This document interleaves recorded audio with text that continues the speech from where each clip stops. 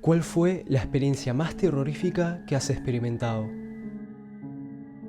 Trabajé en un asilo de ancianos por un tiempo y cuidé de un hombre al que llamaré John. Él estaba en sus 90s y sufría de una importante demencia generada por el Alzheimer. Era alguien muy amable con quien me daba gusto hablar y tener cortas conversaciones, ya que poseía de nula memoria a corto plazo. Él amaba hablar de su familia, su carrera, sus hobbies. Tenía varios turnos, así que no siempre estaba en esa unidad, pero me importaba aún cuando gran parte del año no me reconocía.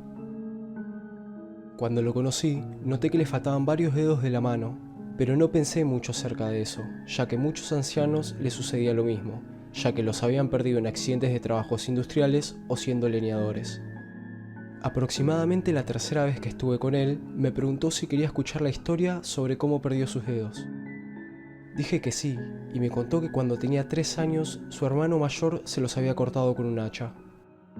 La historia es espeluznante sin importar qué, pero al echar un vistazo me di cuenta de algo particular.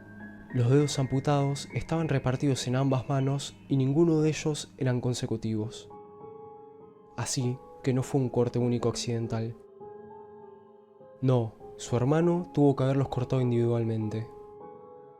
En ese momento tenía un hijo de 3 años, e imaginar la idea de un chico mayor cortándole uno por uno los dedos fue completamente horrorífico para mí. Esto fue hace 90 años, y su madre ya había fallecido hace tiempo, pero no podía parar de pensar en él corriendo mientras sangraba por todos lados sin la mitad de sus dedos, y el otro chico haciéndolo. No quiero imaginarme el terror que tuvo en ese momento. No creo que nada me haya afectado tan visceralmente hasta la fecha como este suceso. Pero el problema es que como tenía Alzheimer, no tenía memoria de haberme contado esta historia.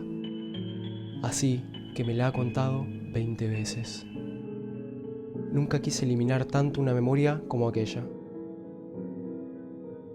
Solía tener este sueño recurrente en el cual había una figura negra sin rostro que me visitaba e intentaba poseerme. Casi siempre lo lograba y entraba en mi ser a través de mi boca, y en ese punto ya no poseía control de mi sueño. Me decía que haga cosas horribles a las personas y tenía una voz chirriante. La parte más rara es que cada vez que estaba dentro de mí me sentía físicamente enfermo. Al despertarme, seguía con la misma sensación y usualmente a los pocos segundos vomitaba. La última vez que esto sucedió habrá sido hace unos 3 años. Cuando era más joven me sucedían muchas parálisis de sueño. Hubo una en particular en la cual el demonio que solía aparecer en ellas me dijo que no vaya al Walmart ese día. Esa misma tarde, 3 personas fueron asesinadas en el Walmart cerca de mi casa. Psicosis. Las personas piensan que las alucinaciones son solo visiones y que se irán si simplemente cierras los ojos, pero en realidad pueden afectar todos los sentidos. Podía oler y saborear la carne podrida mientras permanecía en un coche que estaba siendo sacudido por cientos de manos a la vez que golpeaban las ventanas. Cerrar los ojos no ayudaba ni un poco, ya que el resto de mis sentidos estaban jodidos también. Eso fue solo un ejemplo, pero sí, quisiera que funcionara como en las películas. Esta es la historia del silbador. Cuando tenía unos 8 años, estaba sacando a pasear a mi perro por el vecindario con mi madre. Eran aproximadamente las 11 p.m.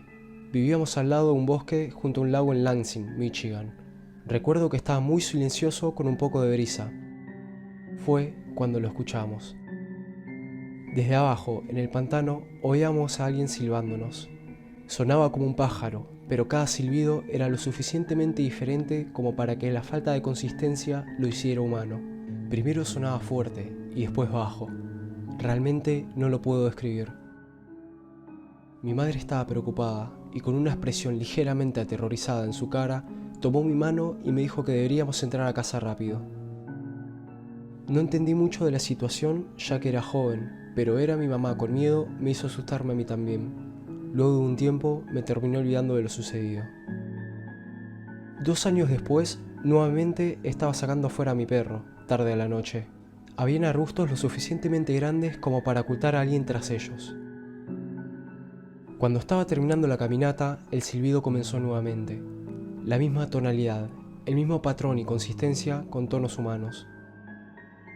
Tan pronto como lo escuché, un escalofrío recorrió mi espalda mientras recordaba exactamente la sensación de ver a mi madre aterrorizada, a la vez que miraba al lago algo que no podía ver, y creo que ella tampoco pudo. Corrí hacia adentro lo más rápido que pude.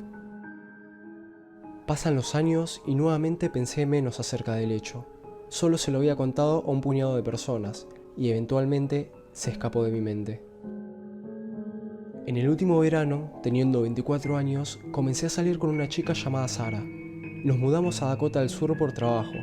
Por el Día de la Independencia decidimos ir a Pierre y mirar los fuegos artificiales al lado del río Missouri.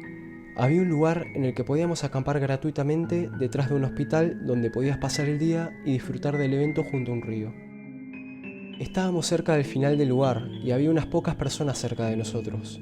Cuando oscureció, comenzaron los fuegos artificiales. Estaban bastante lejos, así que la iluminación de ellos era bastante débil.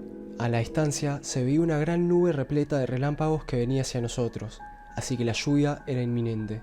La atmósfera era eléctrica y había mucho viento. El ambiente era inquietante.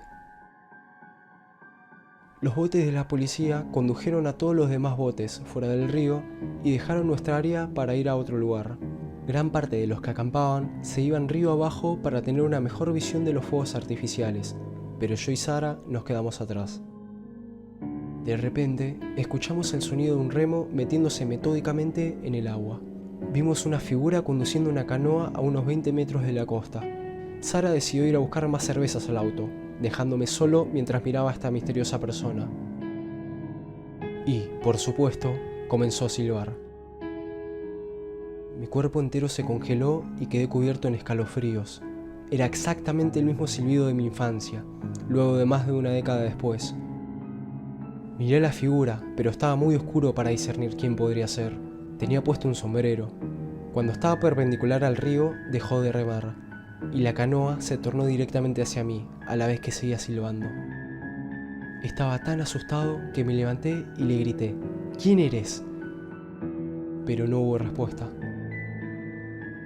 Silbó un par de veces más hasta que giró su canoa a 180 grados y remó hacia quedar fuera de la vista. Soy un camarógrafo, así que ya tenía la cámara a mi lado cuando comenzaron los fuegos artificiales. Cuando se estaba alejando la canoa, tomé mi cámara y grabé mientras se retiraba silbando. Cuando Sara volvió, estaba muy confusa al verme aterrorizado. Al explicarle, también se asustó un poco. Estaba convencido de que íbamos a ser asesinados esa misma noche. ¿Era posible que esta persona me siguiera, después de 14 años, todo el camino desde Dakota del Sur hasta aquí? ¿Fue una coincidencia? ¿Por qué era el mismo silbido? ¿Quién era aquella persona en la canoa? Tantas preguntas sin responder. Hasta el día de hoy estoy asustado de permanecer fuera de la noche por miedo a volver a escuchar ese tenebroso silbido nuevamente. Este es el video que logré captar aquella vez.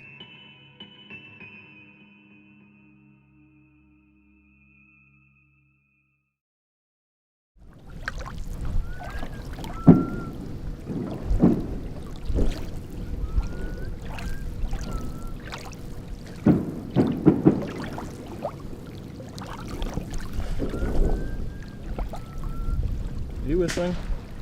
Is it you?